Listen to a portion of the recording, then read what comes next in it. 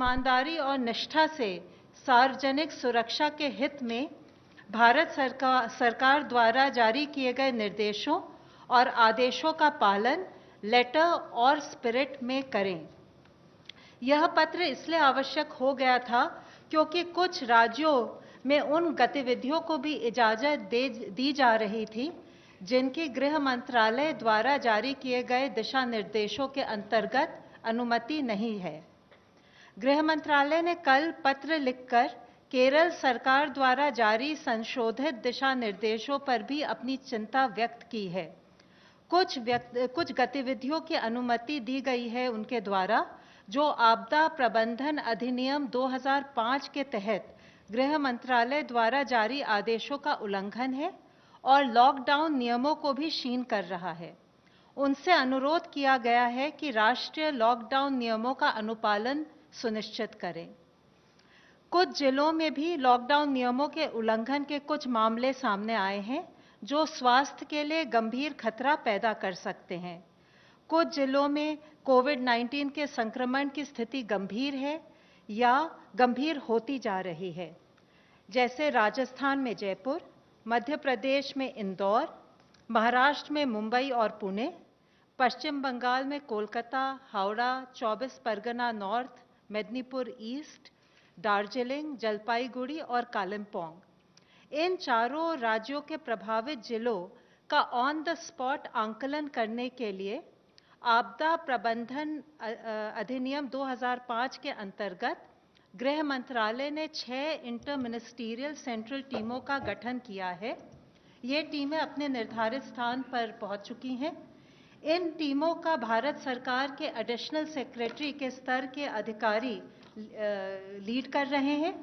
प्रत्येक टीम में 6 सदस्य हैं, जिनमें एक सीनियर पब्लिक हेल्थ स्पेशलिस्ट तथा नेशनल डिजास्टर मैनेजमेंट अथॉरिटी के एक सीनियर अधिकारी भी शामिल हैं। इस प्रकार गृह मंत्रालय का यह प्रयास है कि उपलब्ध एक्सपर्टीज को जितना मुमकिन हो सके उतना राज्यों के साथ साझा करें, जिससे कि लोक हित में सबकी मदद हो सके। ये टीमें हॉटस्पॉट एरियाज, हेल्थ और मेडिकल इंफ्रास्ट्रक्चर के प्रबंधन और आपदा प्रबंधन के मुद्दों पर राज्य सरकारों का सहयोग करेंगी तथा लॉकडाउन नियमों के अनुपालन के अलावा आवश्यक वस्तुओं की आपूर्ति, सोशल डिस्टेंसिंग के अनुपालन, स्वास्थ्य सुविधाएं, स्वास्थ्य कर्मियों की सुरक्षा, गरीब एवं श्रमिकों के लिए राहत शिविरों की स्थिति आदि पर अपनी रिपोर्ट देंगी। आशा है इन कदमों के साथ हम मिलकर कोविड-19 के खिलाफ अपनी मुहिम में सफल होंगे। धन्यवाद। धन्यवाद। Health ministry representative please. अब तक टोटल 2546 लोग क्योर हो चुके हैं, जो कि हमारी ओवरऑल क्योर परसेंटेज को 14.75% तक लेके जाता है। कल से एडिशनल कंफर्म केसेस देश में 1553 आए हैं, which takes the total number of confirmed cases in the country to 17,265. Last 24 hours में 36 न्यू डेथ्स भी रिपोर्ट हुई हैं। माननीय स्वास्थ्य मंत्री जी ने कोविड-19 मैनेजमेंट की तैयारियों की समीक्षा के तहत कल Rajiv Gandhi super speciality hospital का दौरा भी किया। उन्होंने फ्रंटलाइन वर्कर्स के एफर्ट की तारीफ की, कहा कि आज जो हमारा इंक्रीज रिकवरी रेट आ रहा है वह हमारी क्वालिटी ऑफ केयर को रिफ्लेक्ट करता है। उन्होंने कहा कि लॉकडाउन 2.0 के दौरान लाइफ में डिसिप्लिन लाने से हम लोग रिच डिविडेंड्स पा सकते हैं, जिससे हमें कोविड की लड़ाई जीतने में सफलता मिलेगी।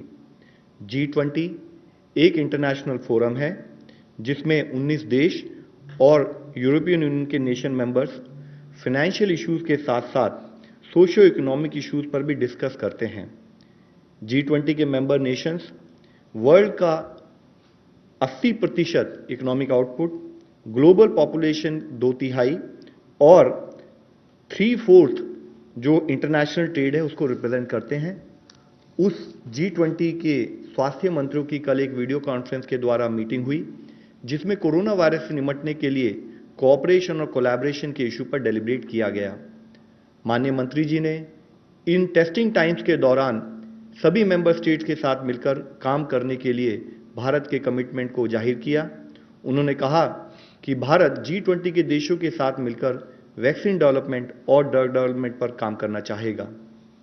इसके साथ ही गवर्नमेंट ऑफिसेज के कामकाज के लिए स्वास्थ्य मंत्रालय ने अधिकारियों को एक गाइडलाइंस के द्वारा वायरस के स्प्रेड को रोकने में संबंधित प्रिकॉशनरी मेजर की सलाह दी है, जिसमें बताया गया है कि officials reusable cloth face cover use करें, डिसइंफेक्शन प्रोटोकॉल का स्ट्रिक्ट फॉलो करें, फ्रीक्वेंटली सोप या पानी से हाथ धोएं या फिर हैंड रब या सैनिटाइजर को यूज करें और ऑफिशियल्स एक दूसरे के बीच में एडिक्वेट डिस्टेंस मेंटेन करें।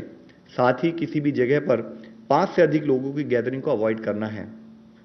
डबलिंग रेट ऑफ केसेस, जिसका मतलब है कि कितने दिनों में टोटल केस काउंट डबल हो रहा है, उसको हम अलग अलग इंटरवल्स पर कैलकुलेट करते हैं और जिसके तहत हमने पिछले 7 दिनों के डबलिंग रेट के बेसिस पे जब कैलकुलेट किया तो देखा कि इंडिया का डबलिंग रेट लॉकडाउन से पहले जो 3.4 था, अब वह इंप्रूव होकर 7.5 हो चुका है।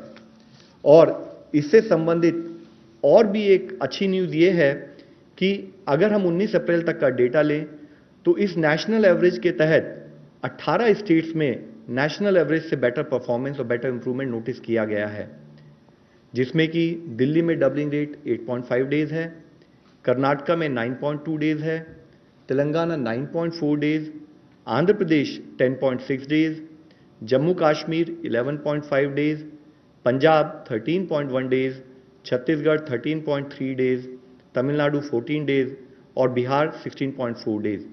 ये जितने राज्य हैं यहाँ पर 20 से कम करीब डबलिंग रेट नोटिस किया गया।